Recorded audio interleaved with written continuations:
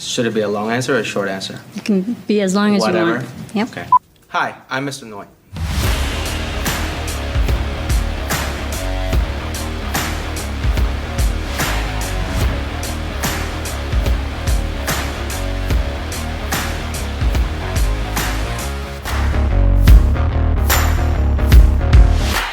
All right, so when I got out of the military in 2007, I was looking for my next thing.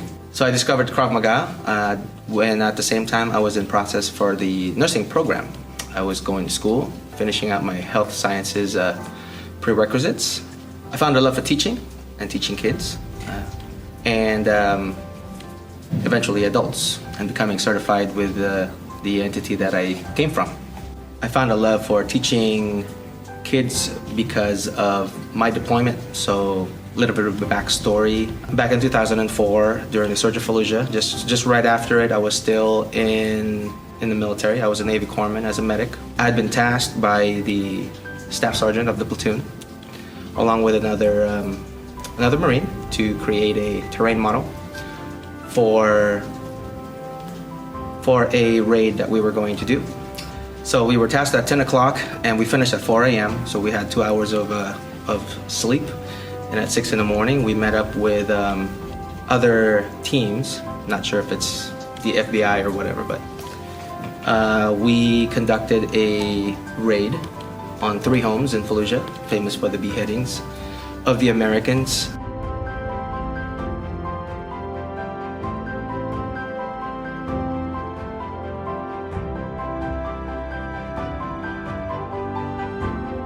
You know, just seeing the byproduct of all the commotion at the end of that. I watched young kids have a hard time and struggle.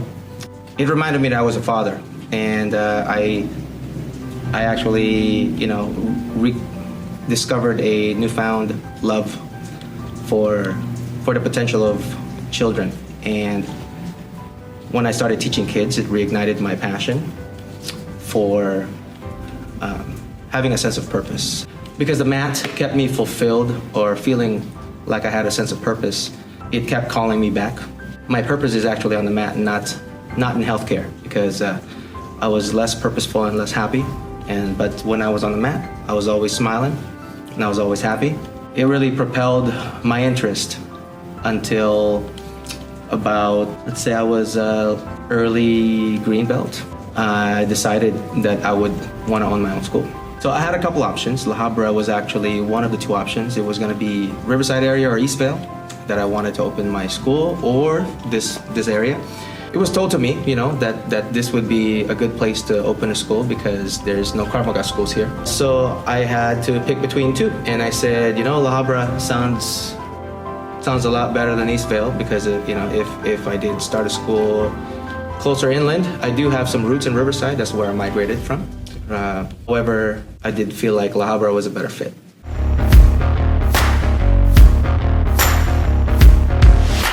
I learned a sense of accountability and discipline.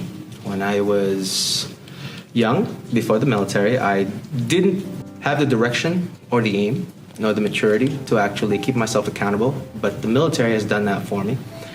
Through my time in the military, you know, I joined the Navy in 2002 in April. And then I became a hospital corpsman, which is a combat medic or a multidisciplinary medical professional in the Navy, specifically enlisted, not officer.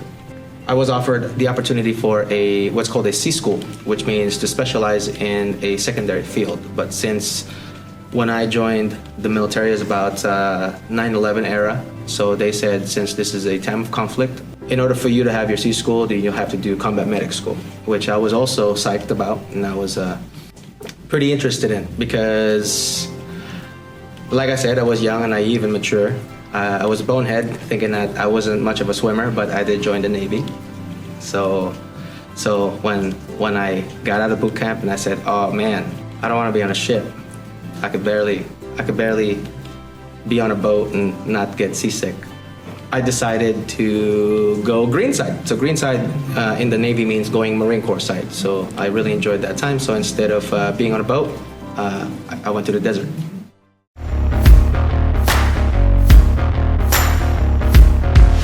As a child, I want to say I was the complete opposite of my current self. I was very quiet, timid. I liked to play with my G.I. Joes and my G.I. Joes only. Didn't want to speak to anybody. I was okay sitting in a corner with toys. I was okay sitting in front of a TV watching Teenage Mutant Ninja Turtles on a Friday night. And migrating to the United States at the age of 12, around the time of the LA riots, right? Around 1992 era. Coming to the United States was very unique for me. It was very weird. I was becoming a teen. It was hard to assimilate just based on the fact that I did learn English in the Philippines, but when I came to the United States, I didn't know a lick of slang. So slang was a very hard thing for me to adapt. To contrast, if you've ever seen That 70s Show, I came to the country and I probably sounded a lot like Fez, but with a Filipino accent. Where do you live? America. It's pronounced America. That's what I said, America.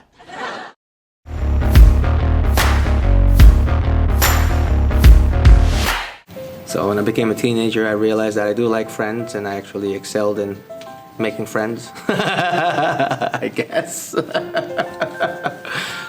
then after that, that kind of started the thing. But I liked it too much that I didn't excel in school.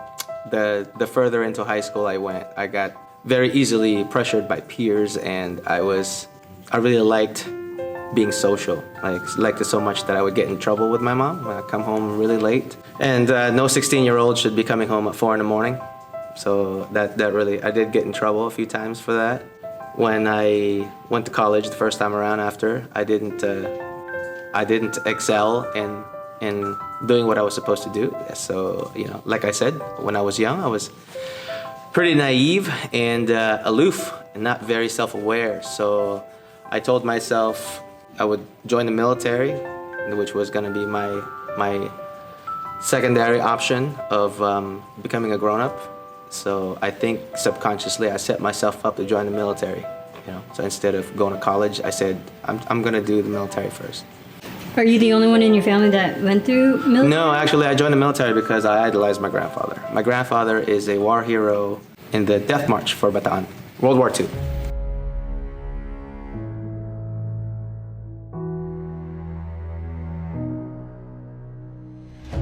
I do have access to his transcripts when he was in the military, and I got to read them. My grandfather was part of an espionage team that escaped the captors of the Death March, that they would go upriver in the middle of the night, grab some supplies, some medical supplies and some food supplies, and take it back to the other prisoners so that they were able to survive. Him and his siblings in his town. And that's how he met my grandmother, his wife. So she was also part of the rebellion and part of the logistics team that sent medical supplies upstream.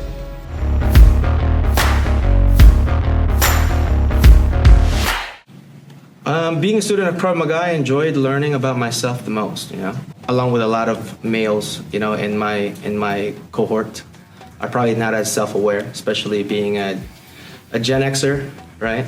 I was just living aloof until I discovered that, I really shouldn't be wasting my life aimlessly and without purpose. And being on the mat and doing Krav actually pointed to myself that I really should make something of myself.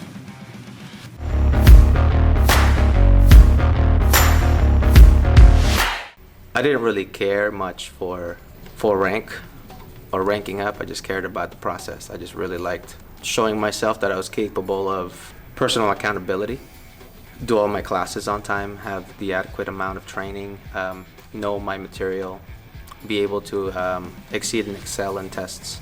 And since my military background was very eye-opening for me that I can be accountable and I could have potential to be a leader, I really wanted to lead, and that's what inspired me to be an instructor also.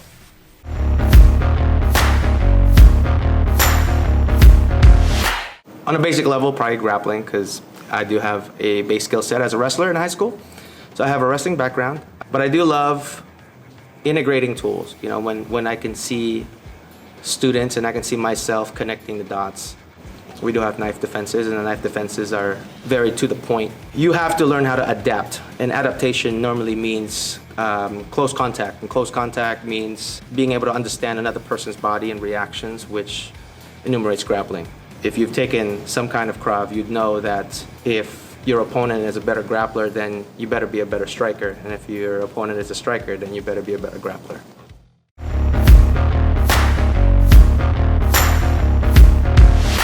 They all vary, so it's very multifaceted. So with kids, there has to be a little bit more structure that would be rooted more in traditional martial arts. So I tailor the lesson based on the age group, right? So if I am teaching kids, then I have to make a better contrast of how violence works with kids.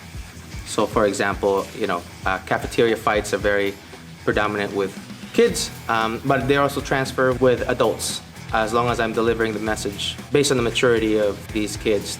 There's also a very big difference between teaching males, teaching females, teaching law enforcement in general. Teaching law enforcement actually has to integrate with rules, right? Because if you teach a normal Krav Maga student, the basic premise of Krav Maga is to overwhelm violence with more overwhelming violence. But unfortunately, law enforcement officers, that's not the case. Overwhelming violence towards a suspect or an assailant for an officer might put them in danger or put them in harm's way. So critical thinking is a lot more crucial. Whereas if you do Krav Maga and you do have to defend yourself, if you hurt them, they might sue you. So you have to be able to articulate what a reasonable person is supposed to do in that situation. Because if you do end up in court, the attorney that would be on the opposition would probably use that against you also.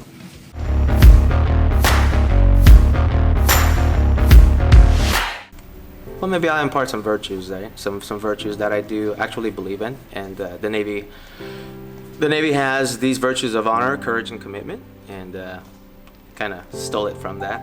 It's actually honor, courage, and dedication. I do want my students to have to be honorable people, right? To be the kind of people that if you see a piece of paper towel on the bathroom floor, I want to impart the same kind of it takes a village persona, right? Thus honor. So be the type of people that would do the right thing if nobody is watching you. The virtue of courage, right? Not just to overcome adversity, but also the courage to be okay with hard conversations with one another, especially at a time like this.